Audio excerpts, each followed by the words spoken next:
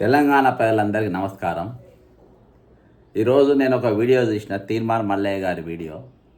అందులో జానారెడ్డి గారు బీసీ ద్రోహి అని దాదాపు ఒక సంవత్సరంకి వెళ్ళి, అంటే ఆయన ఎమ్మెల్సీ అయిన తర్వాత పూర్తిగా జానారెడ్డి గారిని టార్గెట్ చేయడం జరుగుతూ ఉంది.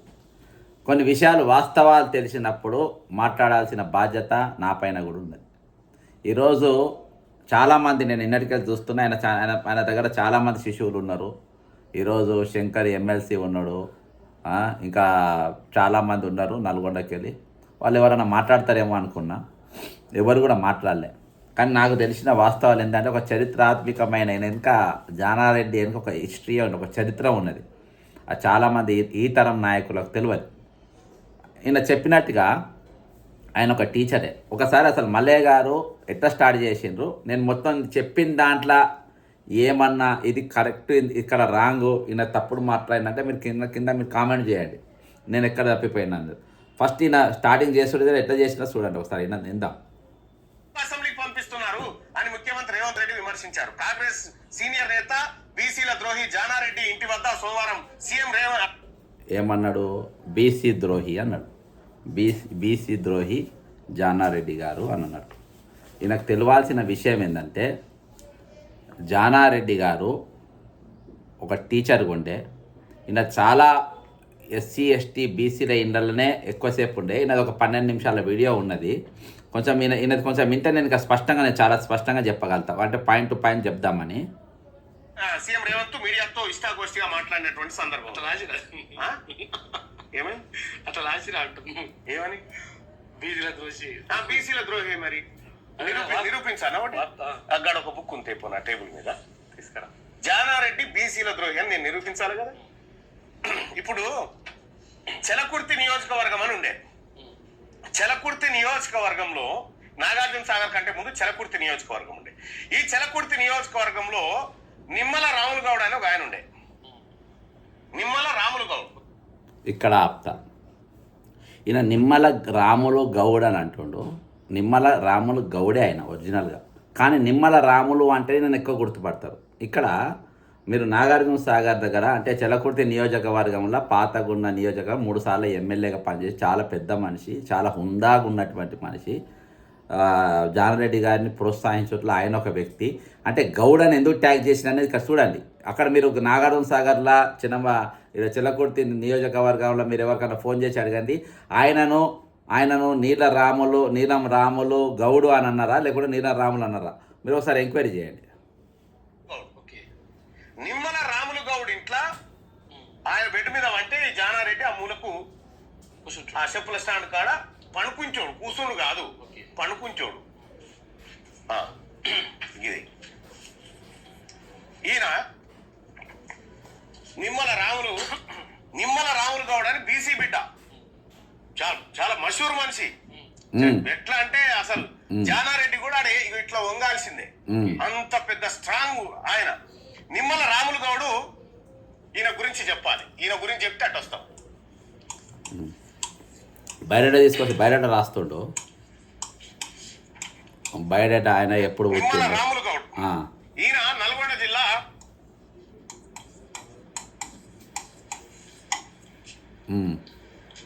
నకిరేకల్ మండలం తాటికల్ ఊర్లో పుట్టిండు. తాటికల్ గ్రామంలో పుట్టిండు. ఎప్పుడు? డేట్ చెప్పు. ఫిబ్రవరి 8, 1905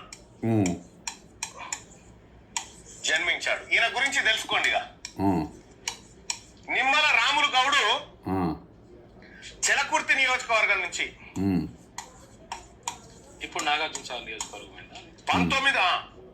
1967లో ఇండిపెండెంట్ గా గెలిచింది. ఓకే.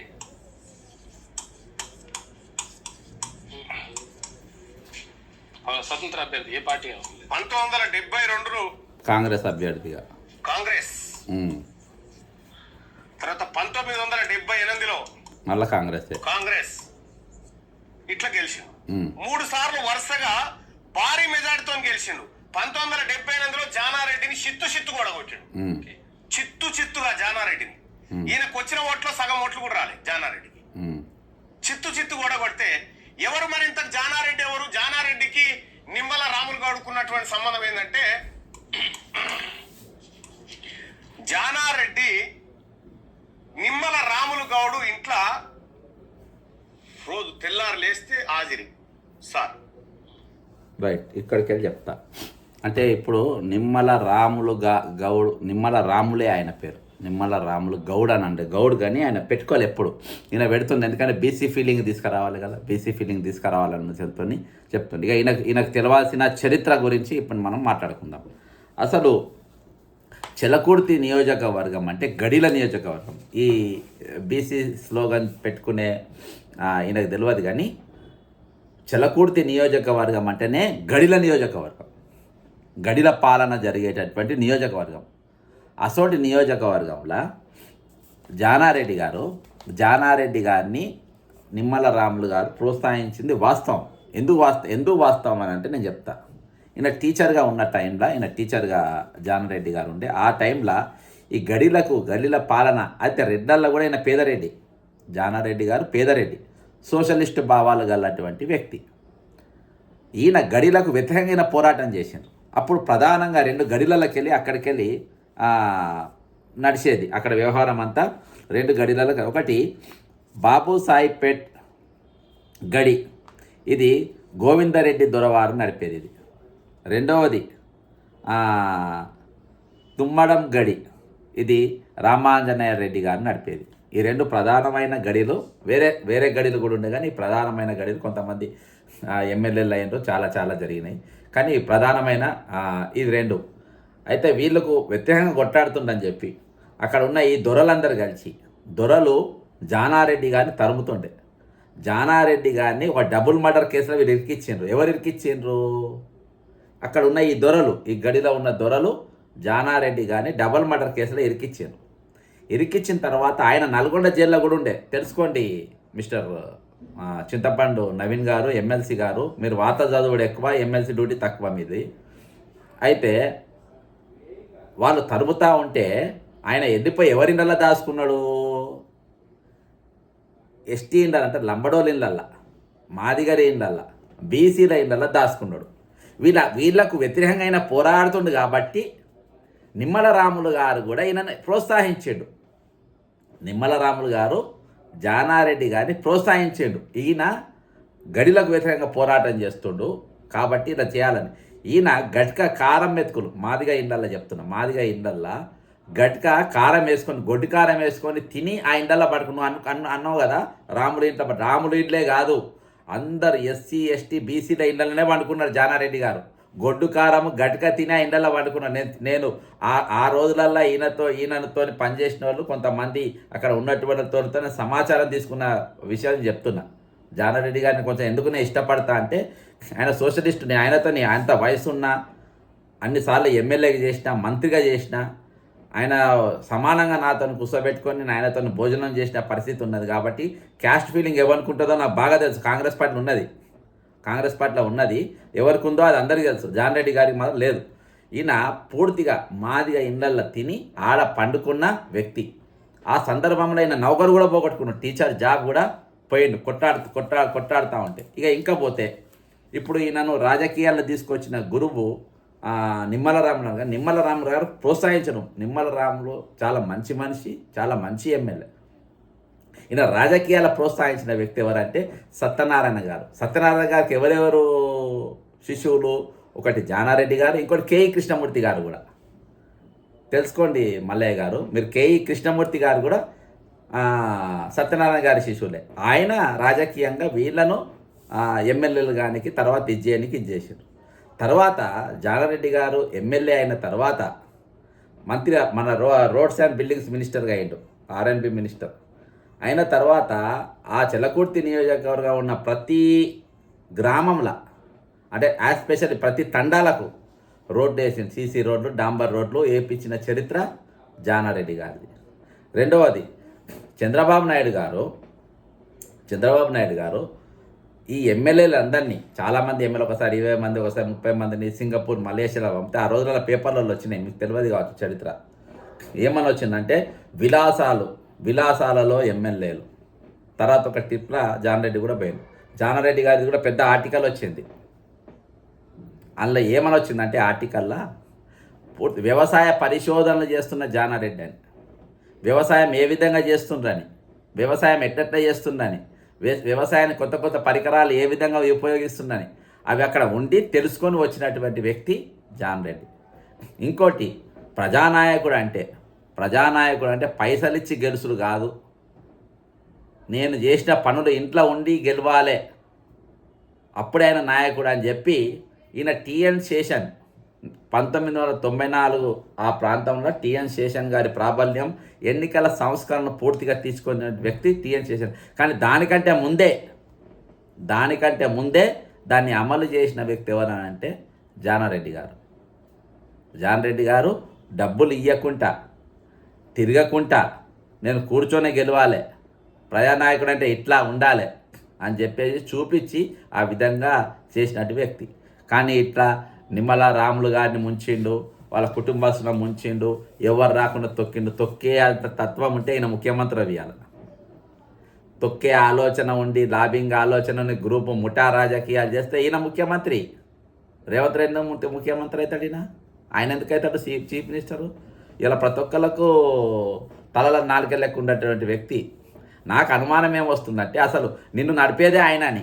ఇక ఇంకొకటి, ఇది ఇక్కడ దాకా ఆగింది కదా, ఇక టార్గెట్ చేసుకుంటా ఇంకా ప్రతి దానికి నేను సమాధానం ఇస్తాను. నేను మళ్ళీ కూడా ఈ వీడియోలు చేయను నేను, ఎందుకంటే పెద్ద మనిషి ఆయన, ఆరోగ్యం మంచుకుంటుంది, ఇది లేదు. ఈ వయసులో ఆయన టార్గెట్ చేసి నువ్వు ఏదో నాగార్జున సాగర్లో బీసీలు ఎక్కున్నారు, ఒకప్పుడు రాములు గారు ఎమ్మెల్యే కాబట్టి నేను కూడా పోయి అక్కడ ఎమ్మెల్యే అవుతా అని ఒక పగటి కళలు అంటున్నావు కావచ్చు. నువ్వు కానీ రేవంత్ రెడ్డి కానీ మీరు రాష్ట్రంలో 7 నిలబడ గెలిచే కేసులు కాదు మీరు. ఇంకా ముందుకు పోదాం, ఇంకేమేమి మాట్లాడండి. నిమ్మల రాములు గౌడ్ ప్రోత్సాహంతో చదువుకొని ఆయన పెట్టిన భిక్షం ద్వారా టీచర్ అయిండు. టీచర్ అయిన తర్వాత ఇవన్నీ చెప్పిన నిమ్మల రాములు గౌడు సీనియర్ కాంగ్రెస్ లీడర్ అని చెప్పి 3 ఆయన కొండయ్య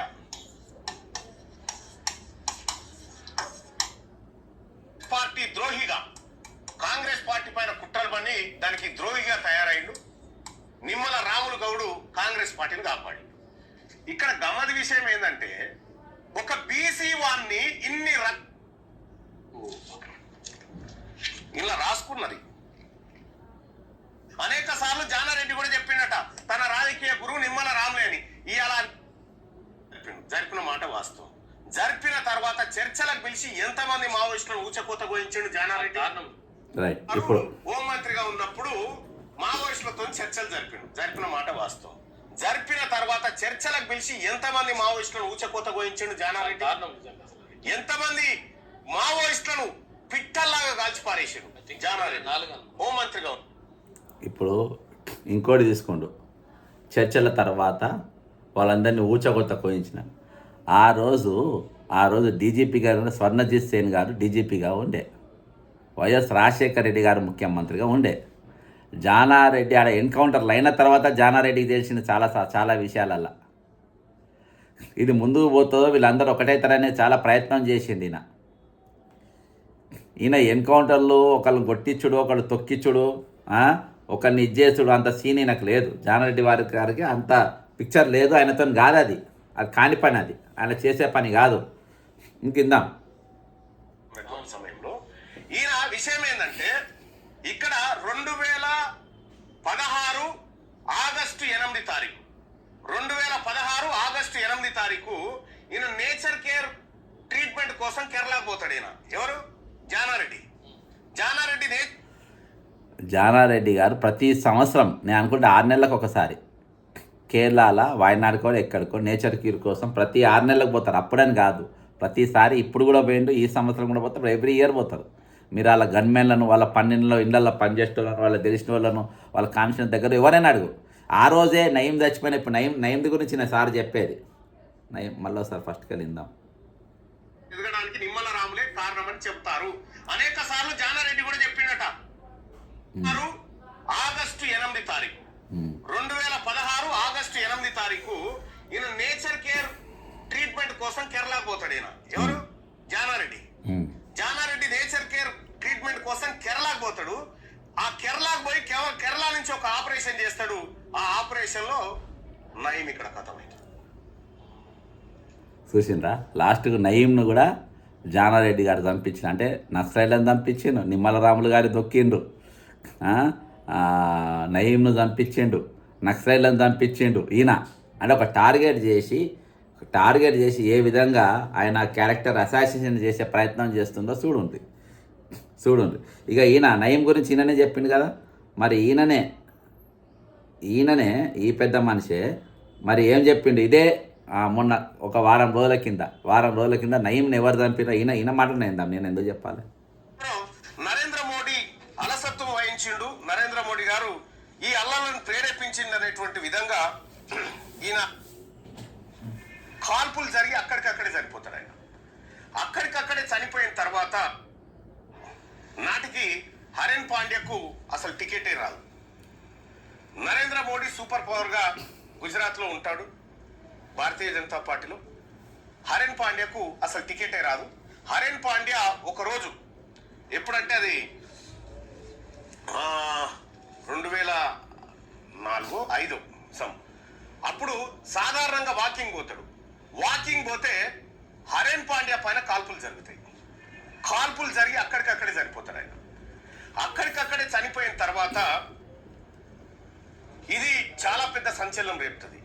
ఇది నరేంద్ర మోడీ గ్రూప్ చేసినటువంటి హత్య అనేటువంటి ఆరోపణలు ఆ రోజు విపక్షాలు కూడా చేసినాయి. కేశుభాయ్ పటేల్ లాంటి వాళ్ళు కూడా అందరూ ఇదే అనుకున్నారు. అయితే విషయం ఏంటంటే ఆ హత్య చేసినటువంటి వ్యక్తి ఎవరైతే ఉన్నారో హరేన్ పాండ్యకు సంబంధించినటువంటి వ్యక్తి, ఆ వ్యక్తి నయీంకు తెలిసినటువంటి వ్యక్తిగా చర్చ జరిగింది. హరేన్ పాండ్య హత్య కేసు విచారణలో నయీం పేరు ప్రస్తావనకు వచ్చింది. ఏది మనం అనుకుంటున్నటువంటి నయీం పేరు వచ్చినటువంటి సందర్భంలో నయీంని కొంతమంది వాడుకొని ఆ హత్య కుట్రలో భాగం చేసిరు అనేటువంటి ఆరోపణలు ఉన్న నేపథ్యంలో సోహ్రబుద్దీన్